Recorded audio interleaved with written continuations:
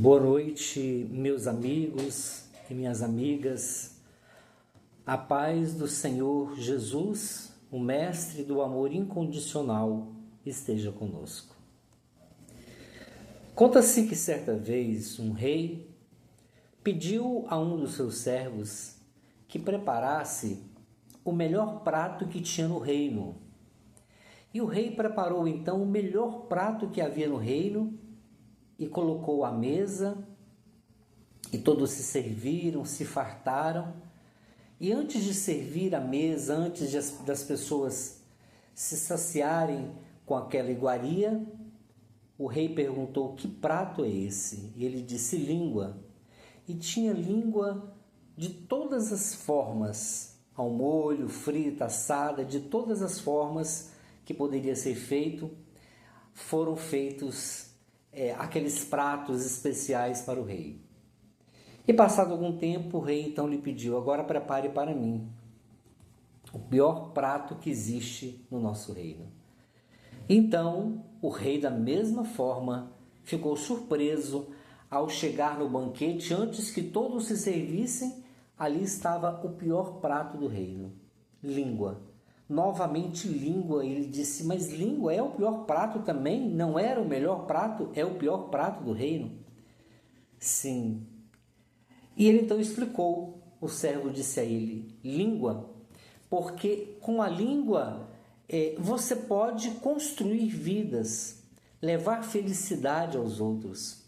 Com a língua, Jesus criou na terra um dos mais belos poemas que o mundo conhece, que foi o Sermão da Montanha. Com a língua, Francisco de Assis ensinou a paz, viveu a paz e transformou corações, legando a todos nós uma das mais belas orações que o mundo conhece, que é a oração: Senhor, fazei de mim um instrumento de vossa paz. Também, com a língua, Mahatma Gandhi libertou a Índia de 350 milhões de pessoas do poderio britânico através do seu discurso, das suas palavras, sempre carregadas de amor, de bondade, de luz, de entendimento, de compreensão, de sabedoria. Com a língua, então, muitos povos se beneficiaram. Com a língua, os poetas podem expressar o mais belo poema. Com a língua, muitos cantores fazem shows e levam a alegria a muitos corações pelo Brasil e pelo mundo. Mas é pela língua também que muitas pessoas, utilizando-se da língua, condenam vidas, desagregam famílias, estabelecem dor, sofrimento por onde passam. Judas, através da língua, delatou Jesus, entregou, traiu o seu melhor amigo, aquele que poderia fazer muito por ele. Da mesma forma, foi com a língua, com o poder da língua, que Adolf Hitler convenceu os alemães e instigou a multidão e todas as pessoas e os seus soldados e o seu exército a lutarem e inclusive a matarem 6 milhões de judeus. Também com a língua, muitos têm destruído vidas e mais vidas, através da calúnia, da crítica, do julgamento, através de tantas expressões negativas. Nós temos destruído a esperança e a felicidade dos outros. É porque a língua, de fato, pode ser usada das duas formas, tanto para o bem quanto para o mal. A língua é um órgão neutro dentro da nossa boca. Depende da mente, do que eu estou pensando. Eu vou determinar o que pensar. Eu vou determinar o que dizer. Se o meu coração está cheio de amor, de bondade, dizia Jesus, a boca fala do que está cheio o coração. Se o coração está cheio de bondade, de amor, de humildade, o sentimento que se espraia pela boca é sempre um sentimento de bem, de bondade, de amor, de alegria e de felicidade.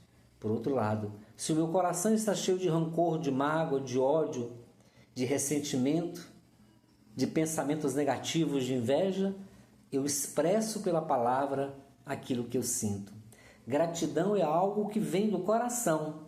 Quando nós agradecemos a Deus, a vida, por tudo que temos, é um significado especial que nasce dentro da nossa alma.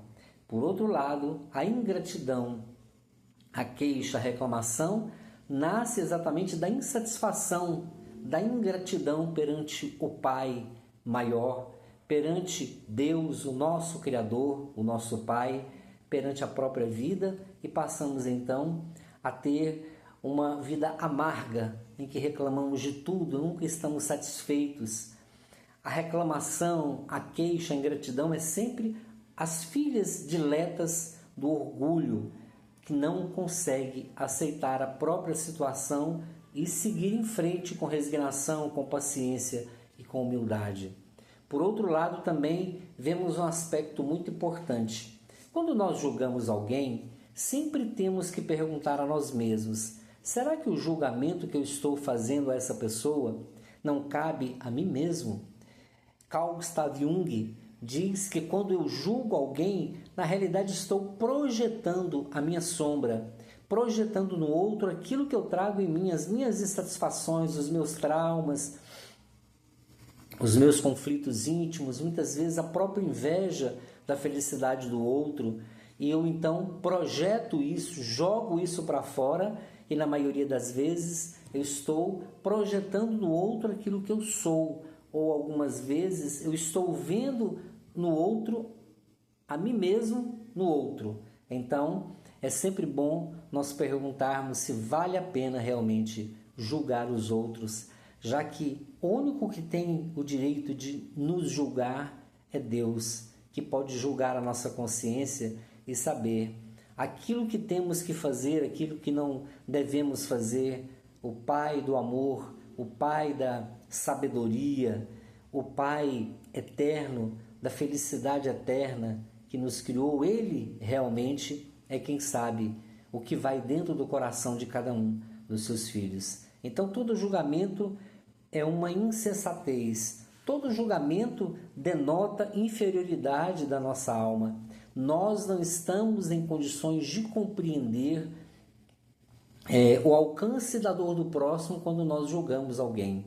Não estamos vivendo o que essa pessoa está vivendo. Quando eu digo eu compreendo o que você está vivendo, é uma das maiores mentiras que nós cometemos, porque ninguém pode dizer que compreende a dor do outro quando não passou pelo que o outro está passando. Cada um carrega uma dor particular. Eu posso até entender é do campo intelectual, mas o compreender é o da vivência. Só quando você vive aquela experiência que você pode dizer eu compreendo.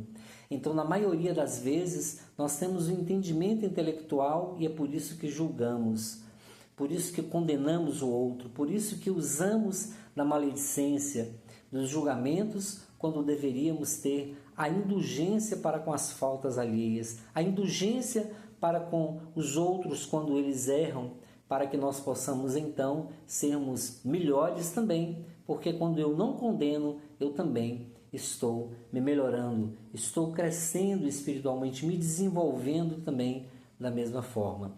Então o julgamento é sempre muito ruim. E Jesus disse uma vez: não julgueis a fim de não seres julgados. É sempre importante lembrar que quando eu julgo, eu estou acarretando para mim também a lei do retorno, a lei da causa e do efeito. Hoje eu julgo e amanhã eu com certeza serei julgado. Então é sempre bom nós lembrarmos que o mais importante é silenciar diante daquilo que os outros nos trazem, das notícias, das fofocas, das maledicências, guardar silêncio, porque o silêncio é sempre um bom conselheiro para todos nós. Sigamos em frente, então, sempre abençoando, sendo indulgente com o próximo, porque a indulgência, como nos diz o Evangelho, atrai a calma, reergue, enquanto que o rigor desencoraja, irrita, afasta e não acrescenta nada em nossas vidas. Uma boa noite e muita paz a todos.